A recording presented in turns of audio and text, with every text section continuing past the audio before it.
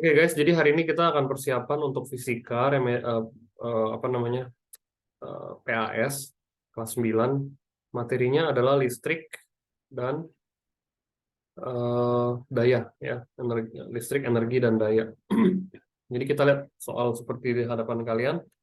Arus listrik yang mengalir di dalam sebuah kawat menghantar disebabkan oleh pergerakan pasti elektron. Jadi B ya jawabannya, ya. Jadi kalau proton itu nggak bisa membuat proton itu nggak pernah bergerak dari satu atom. Atom nggak bakal bergerak, ya namanya protonnya aja nggak gerak, atomnya apalagi gitu kan. Lalu elektron yang bergerak, karena dia yang paling luar dan dia paling memberikan dampak untuk pergerakan arus listrik. Nanti pergerakan itu dari mana? Nah, nomor 2 itu dibahasin lagi. Sebuah arus elektron mengalir dari kawat menghantar dari titik P ke titik Q. Hal ini terjadi karena, ingat, yang namanya arus mengalir dari tegangan yang lebih tinggi ke tegangan yang lebih rendah. Berarti kalau P ke Q, VP ke VQ. Artinya P lebih tinggi dari Q. Itu aja. VP lebih tinggi dari VQ. Sesederhana itu. Ya, jadi arus mengalir dari tegangan tinggi ke tegangan rendah. VP lebih besar dari VQ. D jawabannya. Ya. Lalu yang ini, 4 buah bola logam FGHI sama jenis maupun besarnya. Udah ada simbol-simbolnya Fg plus Hi negatif.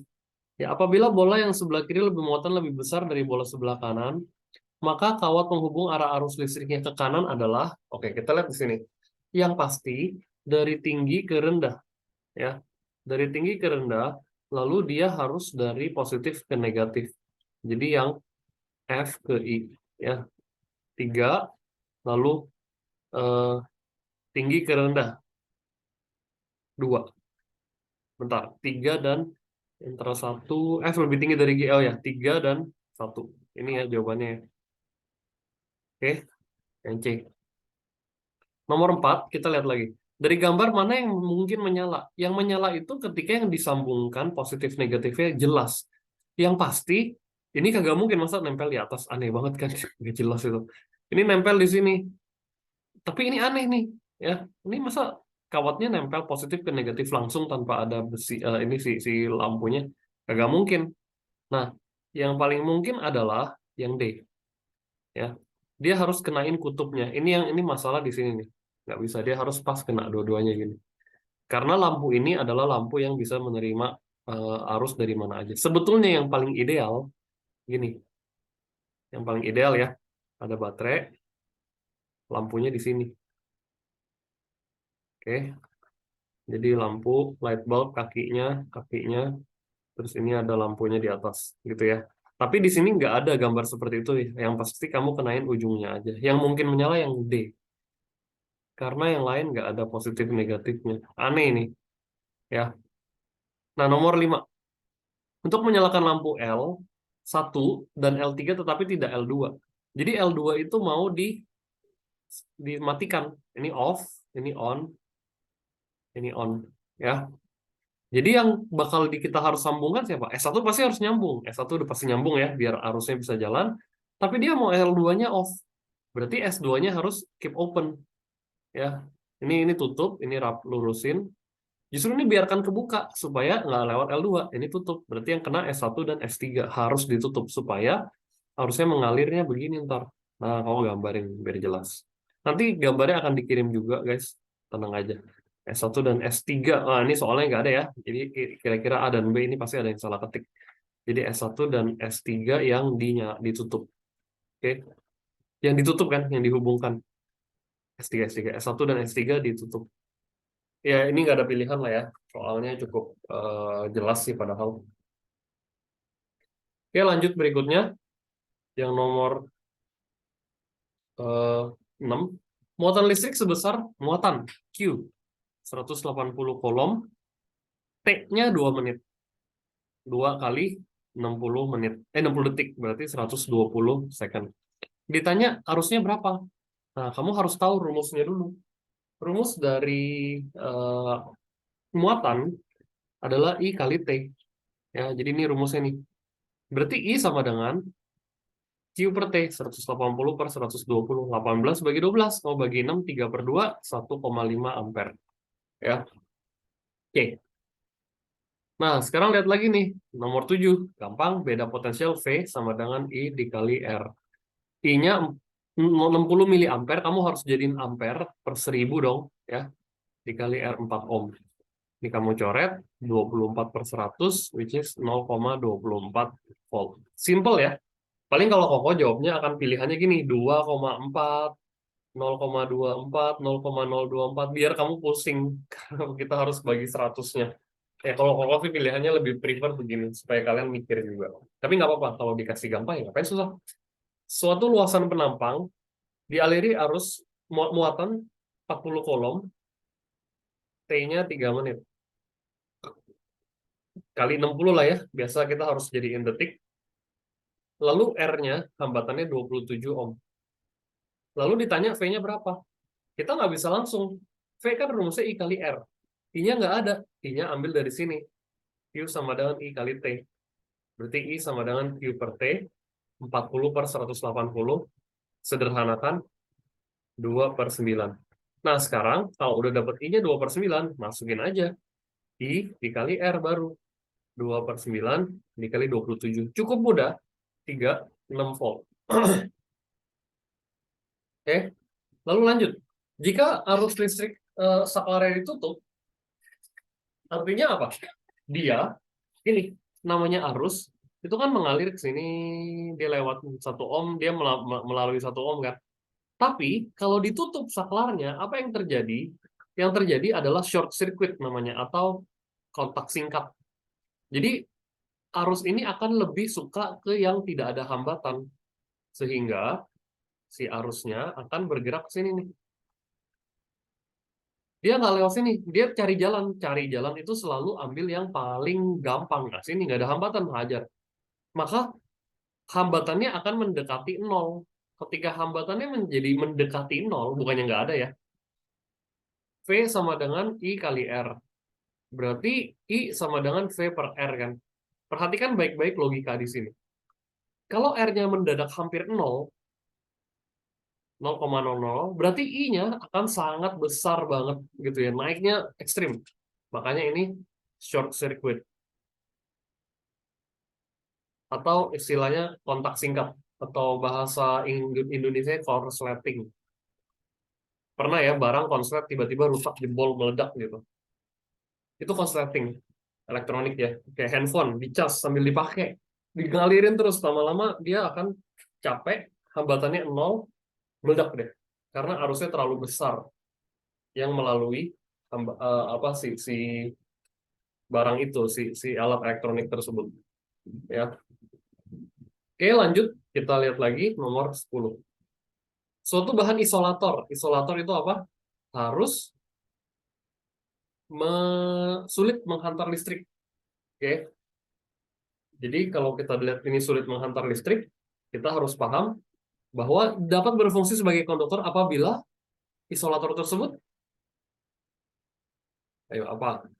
Tegangannya tinggi. Ya, jadi isolator itu bisa menghantarkan listrik juga jika tegangannya terlalu tinggi. Oke. Nomor 11. Mana yang benar gitu ya? Mana yang benar jika nyambung? Oke, kalau V-nya 0,5, kita lihatnya V-nya. I rumusnya kan V per R. Jadi yang konteks A, V-nya 0,5, berarti I-nya adalah 0,5 per 24. Ya nggak mungkin 12 ampere lah, ngaco nih, ngawur. Terus yang B coba. I sama dengan V-nya 5 per 24. 5 per 24, 0,5 nggak? Ya kagak lah. Ngaco. Ini 0,0 sekian nih ya. Terus kalau C, I sama dengan V per R. V-nya adalah 12. R-nya tetap nggak berubah, 24. Setengah. Bener. Ya udah yang C yang betul. Gitu ya. Nggak usah dicek yang lain lah. Oke, jadi cukup mudah untuk memahami logika ini. Nah, ini hambatan pengganti titik P dan Q bagaimana? Sekarang kita lihat. Ini mulai cukup menantang ya. Kamu perhatikan yang sama dulu. Yang sama adalah 3 dan 2. Yang seri. Jadi kita jadiin 5 dulu di atas. Terus 5 lagi di sini. Ya. Lalu dia nyambung lagi sama si begini ya. Tunggu. 5, terus ini P dan Q, pokok hajar dulu. Ini P, ini Q. Di sini ada 5, ya, sama ini 2,5. Oke. Nah, kita bisa apa dulu nih? Ya udah, kita paralelkan yang ini. Kalau ini kan kenapa 5 3 tambah 2 karena seri. Nah, ini 5 sama 5 kita paralelkan. Jadi 1/R ini harusnya udah hafal. Tambah 1/5 sama dengan 2/5, berarti R-nya 5/2 atau 2,5. Maka kamu bikin lagi di sini 2,5 ohm, ke bawah 2,5 ohm, lalu lanjut, ini 5 ohm, di sini kakinya P, kakinya Q. Lalu 2,5 sama 2,5 nambahin lagi. Karena seri kan, 5 ohm jadinya kamu tambahin. Lanjut, bawah 5. Terus ini P, kamu pindahin ke sebelah ke kiri, sebelah kanan. Gitu. Sehingga 1/5 tambah 1/5 sama dengan 1/R total. 2/5, balik lagi R-nya, 5/2. Sekarang kok mau nanya, kenapa sih lu kalau pasang lampu kok ribet amat begini? Memang kadang-kadang untuk membuat instalasi lampu nggak semudah kamu pasang listrik gitu. Ya, kamu pasang begini supaya apa? Supaya justru mereka mendapatkan tegangan yang sama atau arus yang sama mungkin. Ya, jadi supaya kita bisa memahami logikanya dulu. Ya, oke lanjut nomor berikutnya. Mana yang redup kira-kira? Yang redup itu pasti yang K dan L. Ya, kenapa K dan L redup? Karena begini logikanya. K dan L akan sangat redup karena dia short circuit, ada garis lurus di sini. Ya, jadi dia si arus listrik ini akan males lewatin K dan L. Karena dia ada jalur singkat, dia nyalain M yang paling terang. Gitu ya. Bahkan dalam kasus-kasus tertentu, si K dan L tuh nggak nyala. Oke. Nah, jika semua saklar ditutup, mana yang akan menyala? Ketika semua saklar ditutup, oke, semua saklar ditutup, lampu yang nyala yang mana? Nah, lihat ya, arus, hambatan, si L1 kagak akan dilewatin karena dia lewatin S3, terus lalu udah di sini dia cari yang jalan singkat gitu. Jadi nggak ada yang nyala malahan. Keren ya soalnya. Aku sih demen soal gini. Dia akan melewati jalur yang nggak akan ada hambatannya. Kan lampu itu part of resistor artinya, bagian dari hambatan. Oke, jadi baik L1 maupun L2 tidak menyala. Ini konseptual banget. Nah, sekarang kamu lihat di sini. Di sini kita perhatikan, kalau seri, pada saat seri, arus itu sama. Berarti I yang sama kali V, berarti ini 5I, ya dong gampang ya, V-nya 5I, ini 10I. Berarti ampere meter, V1 sama V2 gedean V2. Ya, kita case V2 lebih besar dari V1, arusnya sama, berarti I A1 sama dengan A2. Ya, jadi arusnya sama, V-nya lebih besar yang kedua. Ini ya, arusnya sama, V-nya lebih besar yang kedua. Oke, nah sekarang kita lihat, perhatikan gambar di samping ini, rangkaian di bawah ini beda potensial yang menjepit resistor 2 ohm. V-nya berapa di sini? Oke, kita pertama, kalau ketemu soal seperti ini, hitung dulu R totalnya. R total 2 tambah 3 tambah 1, toh semua seri. Jadi 6 ohm. I total. I rumusnya V per R total. Ya, V totalnya ya kebetulan cuma 2 volt, ya ngapain ditotalin ya, cuma 2 per 6. 1/3 ampere. Nah, pada saat V2 ohm, V2 ohm itu rumusnya I kali R. I-nya karena seri, dia akan sama. 1/3 dikali 2. 2/3 volt. Gitu. Oke, lanjut nomor berikutnya. Bila I1 0,23 ampere, buset. 0,23 ampere. R1 60 ohm.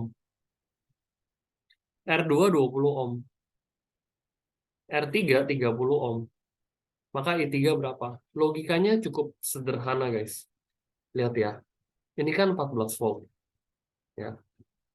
Coba 0,23 kali 60 berapa? Coba akan cari dulu ya. Karena kita bisa punya data 0,23 ampere itu 60 ohm. Coba ya. Harusnya sih dia 14. Wah, enggak loh. 13,8 volt. Oke. Berarti kita lihat ya. Berarti V1 adalah 0,23 I kali R 60 13,8 volt. Nah, sekarang pertanyaannya gini. Yang jalan kan 14. Kok ini hilang sih 0,2-nya kemana? Itu tegangan jepit. Ya, V jepit. Artinya 14 volt ini sedikit berkurang karena dilewatin si jalur ini dulu. Nah, kalau paralel, V1 sama dengan V2 sama dengan V3. Berarti kalau ditanya I3, ya udah V3 sama dengan I3 kali R3. V3-nya kebetulan sama dengan, bukan kebetulan, karena paralel dia sama dengan V1. Gitu. Ya. Berarti I3 adalah V3 per R3. V3-nya 13,8 volt, R3-nya 30. Hitunglah manual ya. Kalkulator, nggak usah manual, sorry. Bagi 30. Jawabannya adalah 0,46 ampere. Jadi jawabannya begitu. Pahami baik-baik soal ini, karena ini bukan soal yang mudah. Oke, lanjut.